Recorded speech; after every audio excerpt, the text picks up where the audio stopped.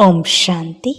ఈరోజు తేదీ 20 ఫిబ్రవరి 2026. ఈరోజటి అవ్యక్తిశార. సంఘటిత రూపంలో బ్రాహ్మణ పిల్లలైన మీరు పరస్పరంలో సంపర్కంలోకి వచ్చే భాష అవ్యక్త భావం కలదిగా ఉండాలి. ఫరిస్తాలు అనగా ఆత్మలు ఆత్మలతో మాట్లాడుతున్నారు అన్నట్లు ఉండాలి.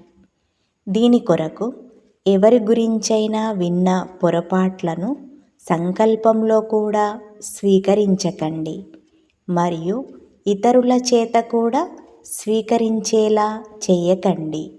ఇటువంటి స్థితి ఎప్పుడైతే ఉంటుందో అప్పుడే ఏకమతంతో కూడిన సంఘటన ఉండాలి అన్న తండ్రి శుభకామన ఏదైతే ఉందో అది ప్రాక్టికల్గా జరుగుతుంది మరియు మీ ద్వారా తండ్రి ప్రత్యక్షమవుతారు.